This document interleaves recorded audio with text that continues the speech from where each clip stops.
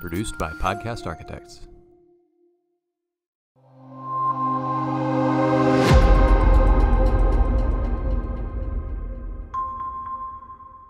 Welcome back to a Cardona's Corner podcast special for the SMCISD bond propositions. I'm guest host Ben Wiggins, and I'm here with Dr. Michael Cardona and District Chief of Operations Bernie Sandoval. Gentlemen, thanks for joining me today. Thanks for having us. Thank you for having us. Let's talk a little bit about how this bond came to be. How did this come along? Well, it was community driven, so we knew going back to some incidents from a safety perspective that happened out in the community down in Uvalde, and then changes in the law that followed. And then coming back from COVID, there were some academic laws that changed that required us to use our facilities in a different manner to address small group learning and catch kids up. And then the governor came out with some mandates around school safety and requirements that we were going to have to look at our facilities. And our board had previously been asking us after the 2017 bond to begin long-range planning. And so Mr. Sandoval worked with a group of community stakeholders that included parents, police officers, university professors, mental health clinicians, people from Department of Emergency Management, teachers from other districts who are parents. Okay. And so they began the process of assessing the facilities short-term and long-term. And then really this is the first time it was a community-driven proposition. Right. So our board had appointed 3 members each, and then administration had 8 representatives from the community, and it was all walks of life, all manners. And Mr. Sandoval, and he can talk more about that, went through a process, went through a rigorous process in a short amount of time. What was that? What was that experience we hired Perkins and Will, which is our architect that we had for our 2017 bond, and we hired them early on at the end of last year to come and do a facility assessment, long range planning. And as Dr. Cardona said, we had members of the community involved in this process. So Perkins and Will went around our district, visited each of our campuses with our maintenance team, and they looked at spaces. They looked indoor, outdoor, basically just at a complete assessment. And then they brought that back to the committee. And then we also provided the committee some demographer information, what's going on in and around San Marcos. So coupled with that, we met on a weekly basis for about a month, and they came up with the recommendations that went forth for the school board to decide that, we want to call a bond for the May election. And you mentioned a 2017 bond. My assessment as an outside observer is that the 2013 and 2017 bonds were considered unqualified successes. That they went very well. And furthermore, my understanding is that the district has been a very good steward of the taxpayers' money. I mean, just looking in from the outside, the tax rate has been falling, without getting too deep into the numbers, from 1.41 cents to 1.13 cents. Is that? I mean, again, you guys can catch me up on the numbers of that, but just to set a little bit of context for a voter here, is that in line with the? Yeah, I think we were entrusted in 2017. It was a 70% approval rating.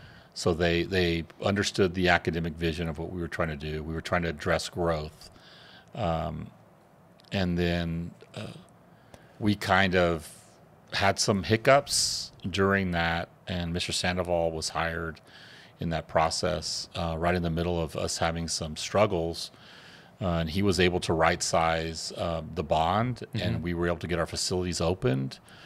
State-of-the-art facilities, may I say, and we came in under budget, about $5 million. And also during that time, during several points from 2017, what we call defeased bond debt. For the layman, we paid down debt early, and I think that helped us as the committee was looking at options for this May bond. And I think that's, if the message is to any member of the community, it's we built a good product that meets the needs of the kids, not just now, but for the next 20 to 30 years. And we protected the taxpayer dollars in doing so. That's great. What you mentioned that some of the academic laws changed and some of the safety requirements changed. What did that look like? What was the situation that you had to deal with going in? Well, I'll talk about the academics, and Ms. Sandoval can talk about the safety issues. So House Bill 4545 was passed. I think we all recognize that the system, the educational system, stopped, and kids stopped learning, and then that required us to play catch up with all populations of kids. And so the state tasked us with mitigating academic loss, and that required us to use our buildings more in different ways. And so we have small group tutoring that's more prevalent now, which is great. But if you have more kids in small group tutoring, you're using more of the building. The second part of that process is the more important part, I think. We saw a mental health crisis coming back from COVID, and our board is very proactive in being about whole child development. They want the child being supported and the family being supported. And so we have a valuable partnership with communities in school. They have social workers and therapists, but those require safe spaces, and those require classrooms, significant use of spaces. And so we saw those two things happen from the academic standpoint we need, but it's created some other issues. And so this bond package really addresses adding classroom spaces. We do have one campus that needs to be, it's the oldest facility, and it's $33 million to repair it, as opposed to 50 plus million to build a new facility that will last 30 to 40 years. And so that's the academic piece. But then along with that came the safety issues. Yeah, I think in light of what's happened in Uvalde last year, the district, we've been looking at safety for a long time, whether it be perimeter fencing, locking doors. But with that, so now we have to have badge access to get in those doors. Right. Ballistic film on windows is another initiative that has come out from the state. So those are the things that we'll be addressing in this bond if it passes, and really just making sure that the campuses are accessible, right? Because you also have to be concerned with the egress, right? How do they get out if there's an emergency? Sure. But I think we got a good handle on our fencing, the fencing projects that we need to get done. Yeah. And then just cameras, right? More cameras, better quality cameras, and not just on our campuses, but on our school buses as well. So. In terms of the way the propositions are put together, so the facilities propositions, from what I understand it, Prop B, Prop C, Prop D, what was the reason for kind of formulating those the way that they were? Because I saw that there are a bunch of, Prop B has a lot of parts, and then Prop C and Prop D seem to be more individual parts. What's the rationale behind that? So the Prop B is the majority of the renovations, Mendez replacement campus, a lot of the safety and security stuff that we were talking about earlier. Prop C is the turf at the high school stadium, and there's a law that states that if any renovation, any equipment, anything that you're going to do to a venue that has over 1,000 seating capacity, that has to be its own proposition. Okay. And then the last proposition is D, which is the natatorium, falls along the same lines, right? It's got to be its own. If it's a recreational facility, it'll stand on its own with its own as its own proposition. Okay. Dr. Cardona, any color to add to any of that? Well, I think, we are a community hub, so we are one high school town, and when the 2013 bond passed, the stadium was a part of that bond, and so back then the turf life was about 10 years. So we were approaching what we had said other people had said, in 2013. And just for the citizens to understand, our facilities are not just San Marcos facilities. The National Guard deploys out of that facility. Our first responders use this high school, specifically that stadium, for training purposes with bomb sniffing dogs, and they use other areas to practice their response techniques. During the last winter storm in our indoor facility, the Texas State women's softball team was in that facility practicing while weather conditions were bad, and we have a valuable partnership with the university. So, and I can go all the way back to elementary. Our Christian football league, they have their big football tournament here at our stadium because our board believes that these facilities are the community's facilities. And it's not, we're talking about the high school specifically, but it's all our facilities. We have a wonderful relationship with our faith-based community. They're in our buildings using our facilities, and we do in-kind agreements with them because they provide us a lot of support. So I would just want the community to understand that we're talking, yes, it may seem like it's turf, but it's not just football, it's soccer, it's youth football, it's youth soccer.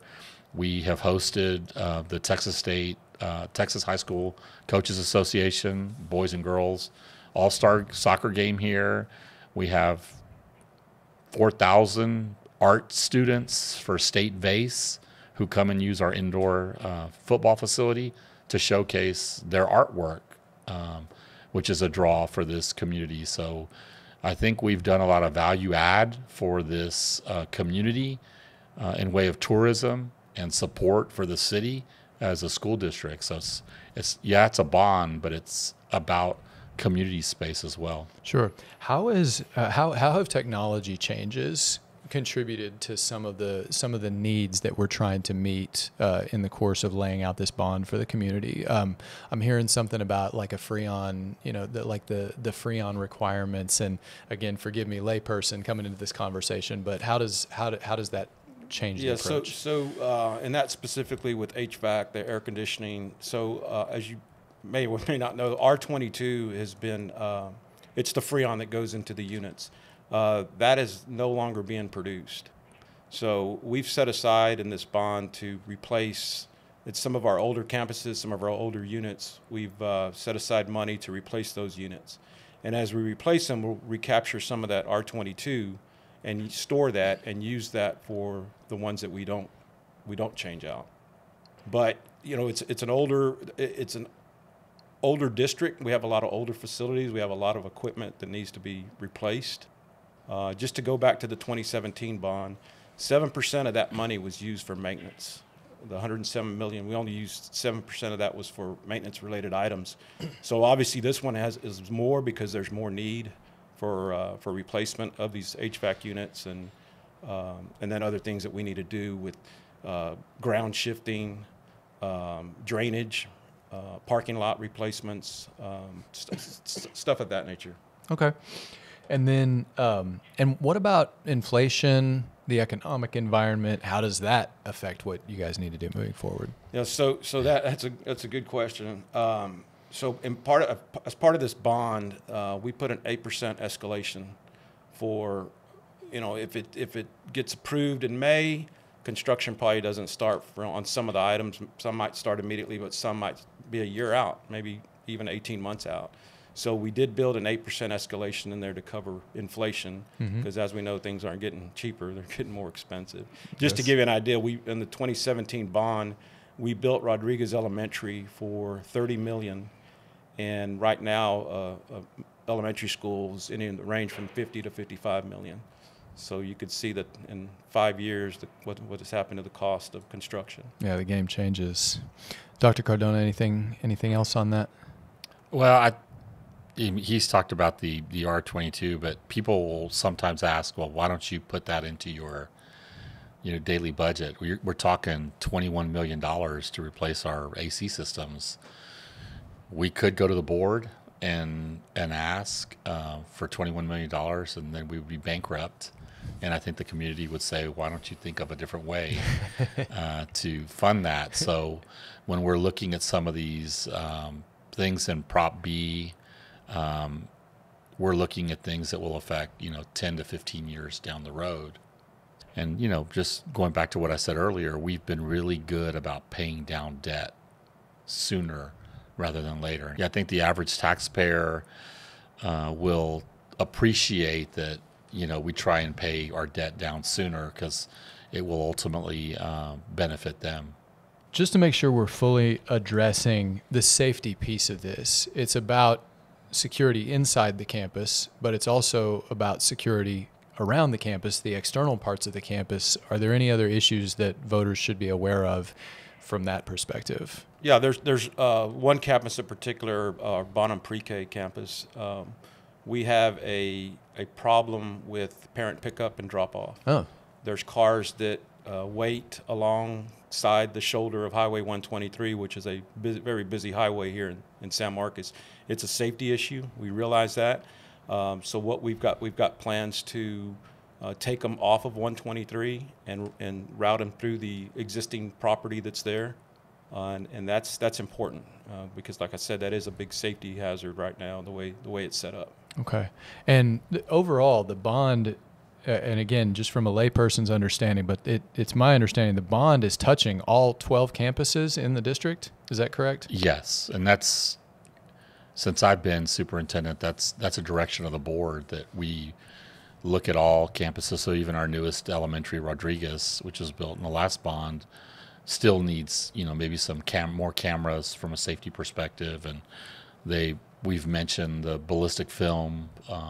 They have a lot of window space, and so they would also benefit from this bond. It's not just a community; it's the entire school system that's affected by this. Yes. Thanks for tuning in for this first segment. For the next segment, we'll be jumping in with Mike Doyle, the Executive Director of Finance for the district. Welcome back for the second segment of our episode. Again, I'm guest host Ben Wiggins, and I'm here with Dr. Cardona and with Executive Director of Finance Mike Doyle.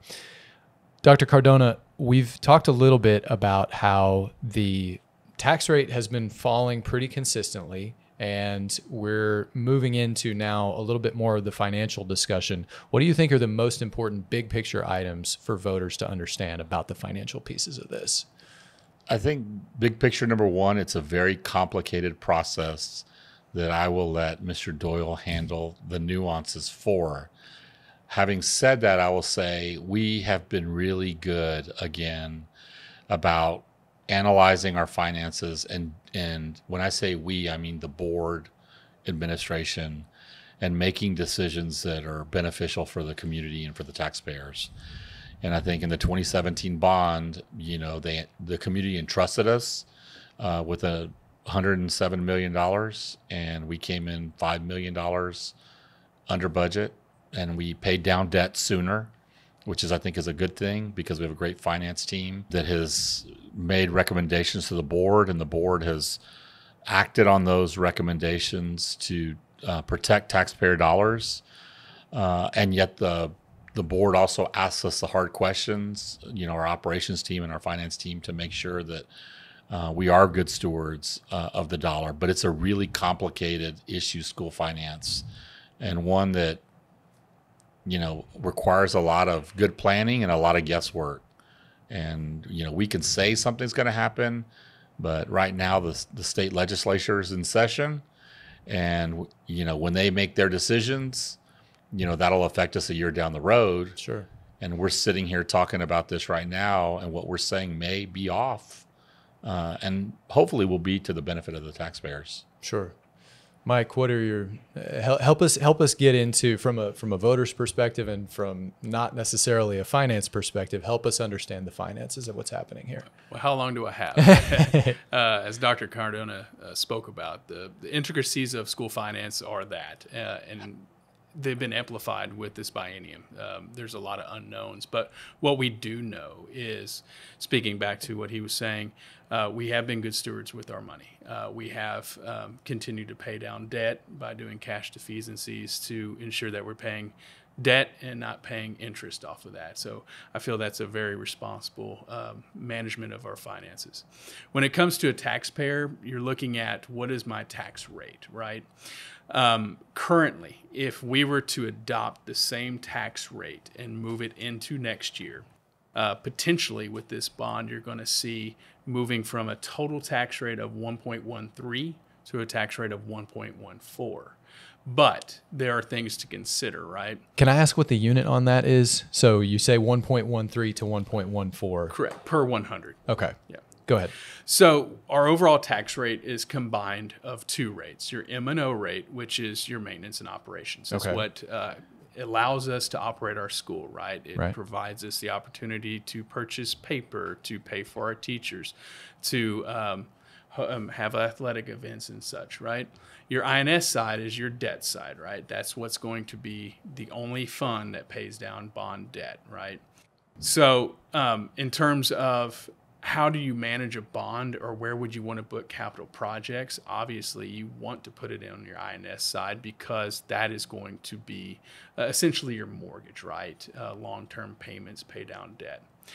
When it comes to your overall tax rate of being 1.14 potentially, the big potential is really it's a determination on what the legislature is going to do. There's a lot of talk of decreasing the floor M&O rate.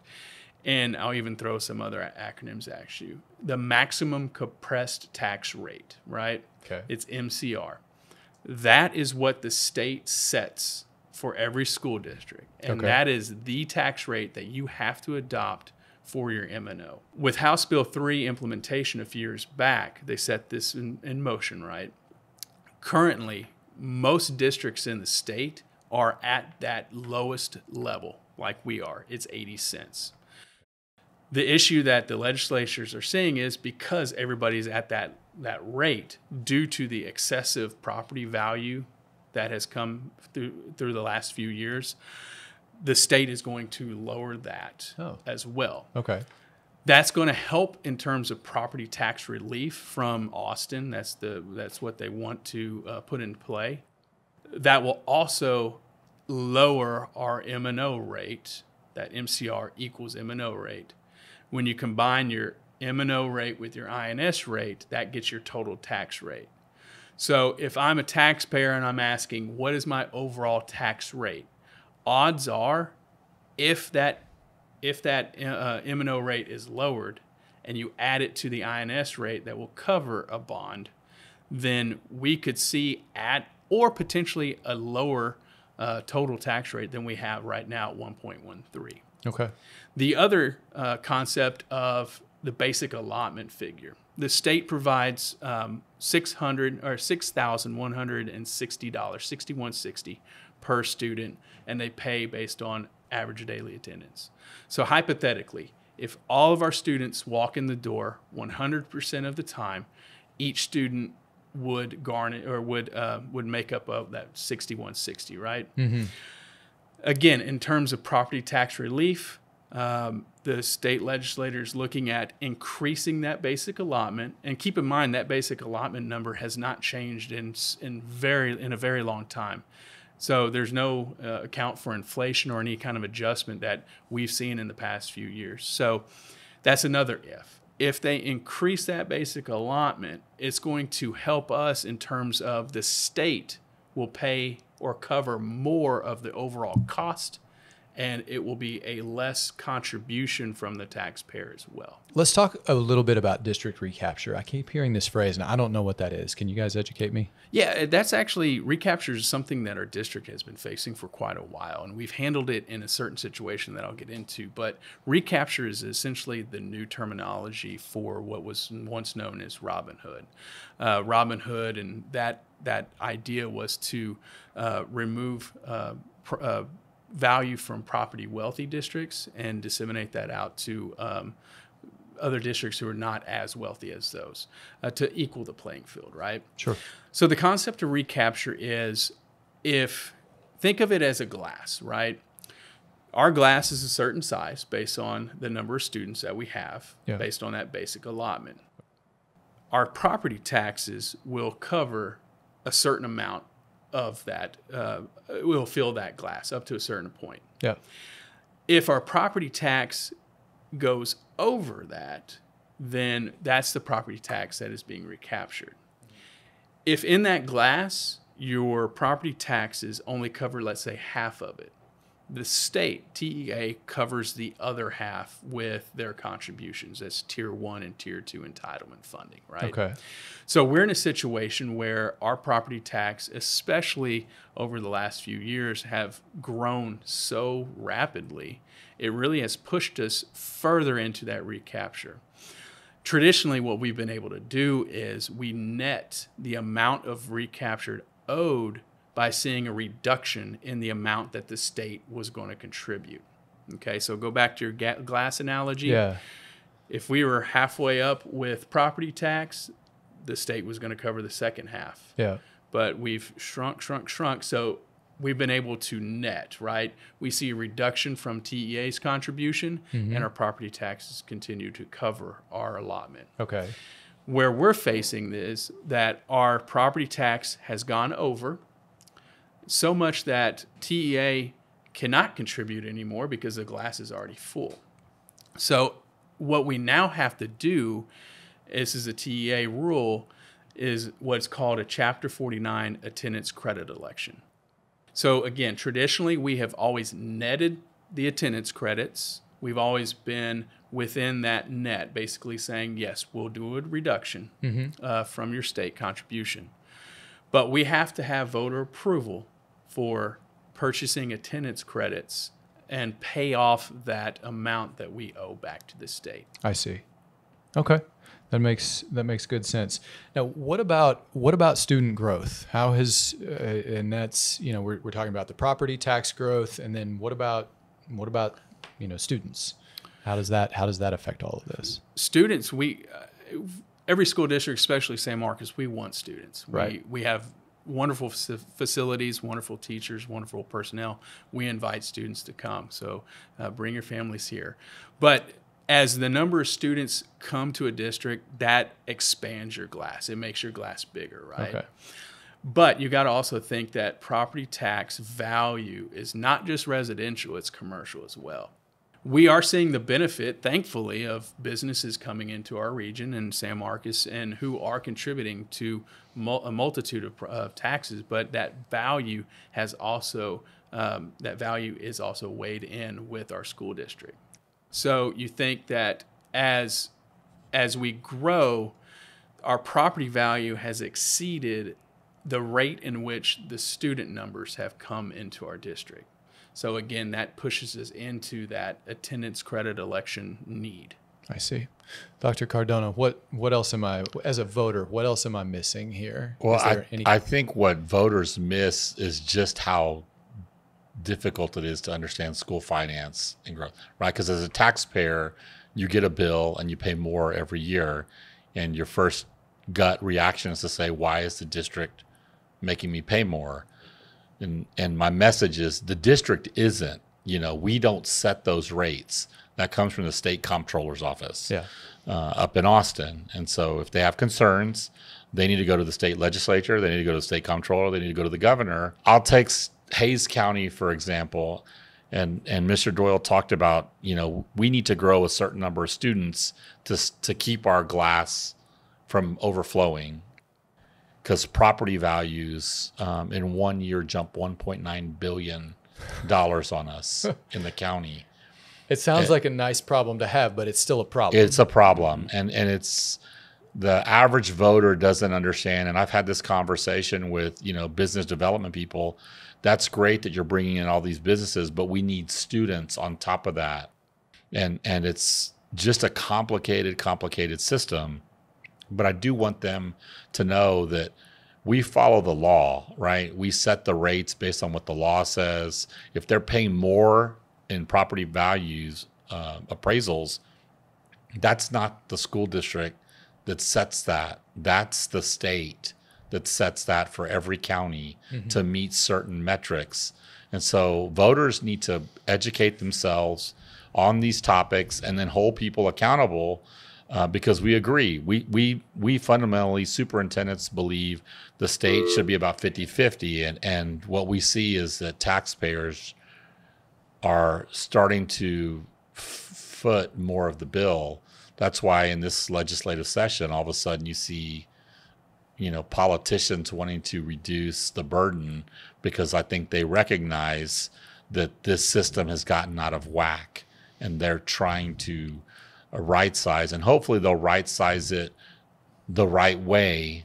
But they need to educate themselves. Voters need to educate themselves, not just take social media's word or research the topics, and understand that we as school districts, we get audited every year. And when I say we get audited every year for our finances, they come for 2-3 weeks and they sit in our building and they look at every receipt and every department of every program, of every dollar we spend.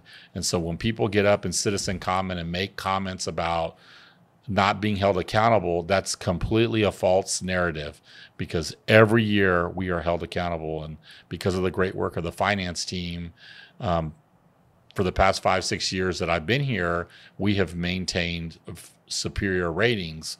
And if we didn't, it would be made public that we are not good stewards of the tax dollar. And I'd like to expand two concepts within what Dr. Cardona was speaking of. So going back to that M&O rate, the maximum compressed rate that we use as a school district. Keep in mind, again, I want to reiterate, that is what TEA sets. If we were to go below, it will cause a mechanism to essentially that 6160 that I talked about, that basic allotment, we would see a reduction. So that would ultimately hurt our district incredibly. So you cannot go lower than the tax rate that TEA sets for you. Right. That's concept number one. Then concept number two, expanding on the recapture amount. San Marcos is not the only district in recapture. There's been more and more and more falling into this situation of an attendance credit election and paying back to the state. So that money that goes back to the state does not necessarily go back to education. There's roughly between $5 to $8 billion that's going into just the general fund at the state that districts are contributing, that essentially your taxpayers are paying for education, and it's not coming back to education. Right. I'm getting the sense that the consequences could be pretty dire if recapture fails. What happens? Correct. So if we are unable to successfully pass the attendance credit election, TEA will come in and they will detach property. Essentially, we're going to see a potential increase in that INS rate to cover bond debt, because the detachment of properties, and they're going to look at commercial real estate, they're going to look at commercial properties, and essentially take that off our tax roll. And that money will then go either to other districts or go back into that $5 to $8 billion like I was speaking of. And we will see that reduction from our tax roll. So because of that, we would have to increase that INS rate to cover current bond debt that we have right now. So in effect, you end up paying anyway. We're going to have to pay one way or the other, and we want to follow, like every other school district in the state of Texas who has gone through this scenario. Every other school district has called an attendance credit election and chose that option rather than the detachment of property option. I think for the voter, I think what they have to analyze is allowing the district to just pay its bill. That's really what's at stake. If the district doesn't pay its bill, then the tax collector comes in and takes your property. Okay. And we all know that if you don't pay your bill and the tax collector comes in, or you get sent to bad credit, right, that there's a lot of negatives that come out of that. And that's really what they need to understand. Thanks for tuning in to our podcast special episode. Again, I'm your guest host, Ben Wiggins. As a reminder, Election Day is May 6th, 2023, and early voting runs April 24th through May 2nd. So thanks to Mr. Doyle, thanks to Dr. Cardona, and check out the other segment of the episode where we talked with Mr. Sandoval about the operations aspect of this. But for now, we encourage everybody to, whatever you vote, get out and vote. Thanks to San Marcos Consolidated Independent School District, and thanks to you guys for helping us understand better some of these issues at stake. Thank you for having us.